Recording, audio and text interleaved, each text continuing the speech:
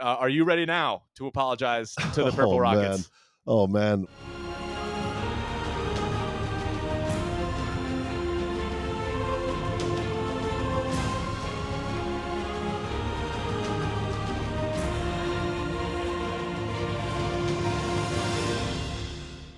How's it going, everybody? Rolling at you live. Wow. The final week of these 4 race segments is over. And my goodness. Are you kidding me? Are you kidding? Are you kidding me? Filming this on Friday. Just saw the 4th race of 14A, and we're in shock. We're blown away. I think I might have been at fault here for picking Bon as my favorite. Chocolatiers is my favorite team last episode. I put the curse on them, and they came 4th place 4 straight times and lost out by 1 point because the Purple Rockets came in 1st place in that final race. Unbelievable. Let's get into the track. I definitely want to react to this. Yeah. But we'd be remiss not to go over the track a little bit. Yeah, let's do it.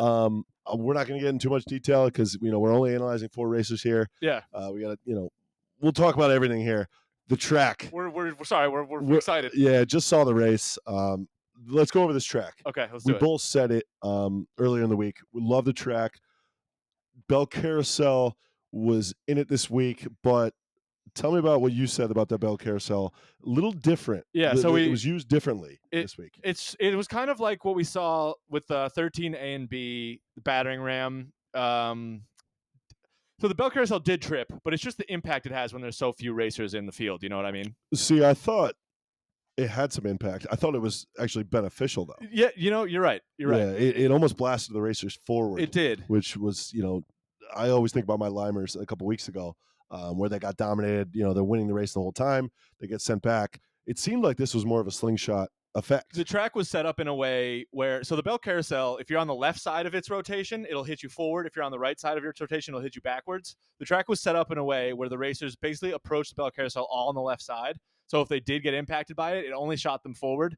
And I don't think we saw one time the Bell Carousel hit someone in the reverse direction. So it was a bit of a positive. You're right. I would agree. And we saw it. If you caught that Bell Carousel right, you could be 5th all the way to 2nd or 1st. So I thought that was interesting. We definitely haven't seen the Bell Carousel used that way. We hinted at it last week. Will Yella and the team make different obstacles, use different obstacles in a way that could help the racers, right, especially with only 6 left. Yeah. I thought we saw that. We saw the high side and low side of the track a little bit. Yeah. There's some interesting wrinkles we saw this week. I really liked it. It was similar to the 13A and B, just kind of the way that it ran. But one thing I really, really liked, I think we both liked a lot, the Crazy Chevron was daunting this week. They even put up a sheet of plexiglass just to catch any racers who might get too blasted. I think that was the center stage. That was the number one obstacle I loved. Absolutely. It obviously had the most effect. Yeah. We'll get into this race we just watched. Yeah. But wow. What an obstacle. What a use of the Crazy Chevron. My goodness. Explain to the fans and just everybody explain what just happened, because we're both in shock. We're right in now. shock. This is a little bit of a raw thing because we're kind of just coming off the race here right now. Purple Rockets were sitting 5 points behind the Chocolatiers. They really had to come in first in this race in order to make it through. We have been dogging the Purple Rockets for a couple weeks now. That must have been the bulletin board material because they came second to last to start this week. They looked dead in the water. We were almost positive that they were going home. There was probably a 90% chance that they were going home, I think you said. And we said it last night. We were both talking, obviously, before this race we just watched. We're filming this on a Friday. They were dead. Yeah. We kind of laid out the situation of Purple Rockets and Saucer had to come in first, and then he had to have a couple other racers come in last. Yeah. And the exact scenario we were talking about played out. Unbelievable moment there at the end. That Crazy Chevron blasted Saucer forward. It just, the stars aligned. The stars did align. They had to in order to get the Purple Rockets through. And are you ready now to apologize to the Purple Rockets? Oh man. Well, what about you? We're both on the same page here. I'm in shock because I'm not ready to apologize. I don't think I am either. I'm not ready to apologize. They were dead in the water. They were dead in the water. They really didn't deserve to go through this week. I'm pretty torn up about the Chocolatiers going out, but they just didn't race well enough. Purple Rockets really didn't either. It just came down to one good bounce off the Crazy Chevron, which is what you said last week. It's going to now, especially when we just go into these single-day races, one bounce can determine your whole season. And we saw it. Probably one of my favorite moments. Yeah. What we just watched. That was, I would have liked it to have been Slime Lime, Yeah. or maybe a Team Plasma member. Yeah. But what a moment there when he needed it most. Saucer is blasted by that Crazy Chevron, and saves his whole season and fights on to survive another day. And now, so we had said that Team Mellow Yellow and Purple Rockets, one of them should probably be going out. One of them probably should have gone out, but they didn't, and they're still here. And now it's down to these single-day races. So literally anything can happen. Purple Rockets is fully alive, fully could win this thing. I can't wait to see these next 5 races, but let's talk about a couple of these other marbles here. Well, Oceanics, I think you picked them to come in first this 14A. I did. A truly dominant performance. Yeah. We're looking at their numbers here. 4 races, 4 podiums. Yeah. A first place finish, 2 seconds, and a third. Absolutely impressive. Arup, I'll let you take Arup because he made us nervous a little bit there, but Yeah. I thought he had a good bounce back week. What did you see from Arup? Hand me that remote first of all. First things first. We're trying to keep the TV's alive here. TV's alive. But Oceanics just continue to produce while Russ changes the TVs here. C was just dominant early. 4 podiums is definitely something to write home about as a buy time here. While Russ changes the TVs. Tell me about Team Primary. Yeah. Let me jump into Primary. Rambling. First of all, I mean, Oceanics 28 points, 8 points clear of the rest of the field. Unbelievable week. Second place, first place, second place, fourth place. Never came in really the bottom 3 of this whole entire field. So that's just, let's get that out of the way. That's unbelievable. Primary as well. First place, second place. Took it easy on the last 2 races, but they were safe. So pretty smart move by them. We talked about maybe that's a strategy going forward. Yes, and that might be I don't know. We picked them as the champions. They're now in this final 5. Our picks are starting to look pretty good. The things are starting to come together. Purple Rockets is the one team that we had at 10th in our power rankings, and that have made it to this final 5. And in a minute, we'll do an updated power rankings of these top 5 to see where we think they'll all go out. But I think just round of applause for these 5 marbles to make it to the top 5. That is impressive stuff. Truly a great feat. If you're a fan of one of these programs, you have to be happy. Yeah. It's not easy. You're going through a range of emotions here, and we can both attest to this as fans of our teams. You go from on the brink of elimination to podiuming 1 week, podiuming them. I don't know how to pronounce that. Podiuming. Another week. But truly a great feat to be coming in that top 5, and it's going to be a heck of a top 5 here. It is. Yeah, I think really what stands out, when I'm looking at these marbles, obviously Purple Rockets is a team that we didn't think would be here, but Mellow Yellow is a team we had mid to lower power rankings, and they just seem to be sneaking under the radar. Like it's another middle of the pack week for them. Yes, they podiumed, but there's only 6 marbles left, but it's just kind of a 1-5-5-7. They improved throughout the week, but not that impressive. I don't know. It's just they're not convincing me much. I agree. And each week we kind of talk about this, but there's definitely some groups here, and as we go to the top 5, we see that the top group in my mind is Oceanics and Primary. I think that's, Bumblebees. You don't have Bumblebees in there? You know what? I think there's 3 tiers to this. I think there's Oceanics and Primary up top, and I believe those are both our winners. You had the Oceanics. No, you have Primary over Oceanics. Okay, so maybe both our top 3. Yeah. I think that next group is kind of the middle range of the Bumblebees. Yeah. And then you have Mellow Yellow and Purple Rockets on the bottom. Yeah. That's kind of where I would put them. Not to spoil the power rankings here, but no, I do think there's 3 tiers to this top 5. Yeah, I agree with you. And maybe we just hop into our top 5. We'll do it individually this time because there's less marbles, so we can kind of just say who our 5, 4, 3, 2, and 1 are. Sure. I'll start with 5. I would imagine you're in agreement with me. I'm going to put the Purple Rockets there. I'm still not a believer. I'm still not apologizing to Purple Rockets fans.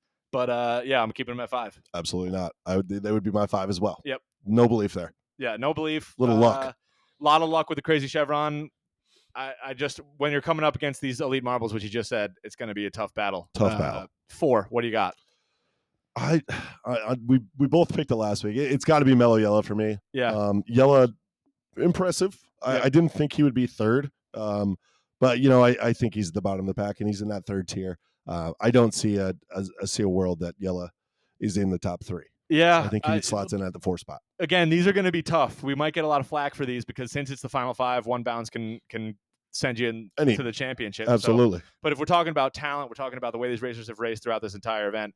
Yes, I would agree. Mellow Yellow is the 4 spot. At the 3 spot, you just said Bumblebees. The only thing I will say that on the contrary of your statement, I think Bumblebees is right in this top 3. I think this top 3 of Primary, Oceanics, and Bumblebees is those are some tight marbles, and I think those are the 3 that are deserving to be in the final 3. It's definitely. I mean, he's shown that he belongs. I mean, Yeah. Swax. We talked about it last week. He performs week in and week out. Reserve runner. Will he run out of gas? That's the main question in the storyline we're going to look for. Will he run out of gas? Does he have the experience to go up against the other marbles, the Oceanics and the Primaries of the world? Absolutely. Who do you have it to? Because this is where we might differ. I don't know what you have it to. I mean, this is consistent. This is tough. I truly think this is a toss up. You're taking 2 marbles, you're throwing them in the air. It's a toss up.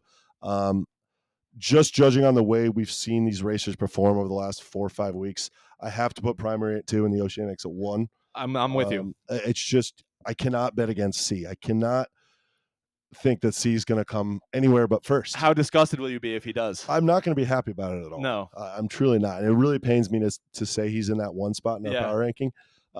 But I think you have been watching if you don't think it's almost like you're trying to use reverse psychology here because you've been dogging them all season and here they are and now you're trying to give them their flowers and trying to send them down the leaderboard. Maybe it's a weird concept. Maybe I'm onto something. But good luck, Oceanics. Yeah, this week the 2 captains ended up at the top of the leaderboard with Bon going out, so we lost a captain there. Interesting top 5 here. I cannot wait to see what happens in these single day races. I can't wait. And before we kind of wrap up here, you said it last week. Probably your favorite racer left was Bon. Yeah. Let's give him his flowers. What did you see from him over the course of these races? Obviously heartbreaking the way it ended. Yeah, really tough way to go out. I don't think they can't hang. They might hang their heads just because they had it. They literally needed 1 spot. They needed 1 more point to make it through here, and 1 Crazy Chevron bounce is knocking them out of this whole thing. I think they had a great season. Obviously, top 6 is insane, especially in this kind of format. Like these marbles are working their butts off to get to where they are. So Bon really happy with that season. There was a lot of times they were close to the elimination line, but a lot of really clutch performances. I think if I had to give the clutch award to one of these marbles in this MS100 so far, I'd give it to Bon for the way that he uses captain leadership and racing skills to win when it mattered. All credit to Bon. Like you said, all credit to him. It's very rewarding, and he should be very proud of himself to come in that top 6. Yeah. Heartbreaking way to go out. Yeah. Heartbreaking. We talk about a bounce. We talk about luck. He probably can only blame himself for this one, though. I mean, it's 4 races here. What did he have? 4 straight fourth place finishes. Fifth place finishes. Fourth place. Just not good enough. No, it's not. You got to get on the podium when there's only 6 marbles left. You got to. Tough, and obviously left it up to that last race, and as we'll see here going forward, it's a bounce. It's luck. It's a bounce, and that's what it takes. So. Absolutely. You got anything else you want to cover off on? I mean, it was a super eventful 4 days. That last race was insane. The track was amazing. I really liked this track. One thing I'm looking forward to is seeing in these final 5 races, 1, if they'll change the track up from this 14A, and B, if they'll change it up every day. I doubt it. But it better be a good track for these final races. Good question. What would you prefer? Because I kind of have my own thoughts here. I went back and forth on this. But I would like it to be a new track from the one that we just saw, even though I loved it. But I want it to stay consistent throughout the 5 days, I think. I would agree. I want a new track. I don't want crazy obstacles, to be honest. I usually do, but 5 races left. I don't want crazy obstacles. Me neither. I want to see pure racing in the same track all the way through to the finish. Pure racing at its finest. I want no Purple Rockets BS getting knocked into the finish line and knocked into the top 5. No Bell Carousel BS either. Yeah. Purple Rockets fans, I don't know if we're going to apologize to you unless you win the championship. So pretty stubborn podcast we have going. Yeah, maybe Purple Rockets might be the team I have beef with. He's got the Oceanics. Purple Rockets, I don't know. I don't believe. I'll never believe. But honestly, what a finish. Yeah. If you haven't seen it, you better watch it and better tune in for these next races because we're in for one here. Let's go over it quickly just for people who aren't aware of the format. One day, each day there's 1 elimination. Correct me if I'm wrong. Right. So Friday, we just got our last 4-day stretch. So now we got a race Saturday, Sunday, Monday, and Tuesday. Every single day, the last place marble will get eliminated. Tuesday will be the championship race. So there'll be 2 marbles left. Losing marble gets the silver. Winning marble wins the inaugural MS100, and what I think is maybe the most impressive event in this entire marble universe. It has to be. It sure is going to be a great weekend and a great finish here. Our plan, kind of, I think, correct me if I'm wrong, our plan is to come at you after the championship, kind of a recap there of what we're about to see. Yeah, so I figured, we figured we wouldn't have a ton to say after each one of these races, so we'll just wait till all 5 are done. We'll come to you either Tuesday night or Wednesday morning, whenever we can get the podcast done and uploaded. And we'll recap these final 5 races, and it should be electric. I know you and I are going to be eager for 2:00 Eastern for the races to come out. Yeah. I can't imagine if you're a fan of one of these teams left. I wish I was so bad. The sweat your hands have got to be sweaty. You're just anxious all day. We're sure in for a good finish here, and can't wait to see who wins. Absolutely. We're rolling out, and we'll see you guys right after the championship. So good luck if your marble is still in, except for if you're a Purple Rockets fan. Peace. See ya.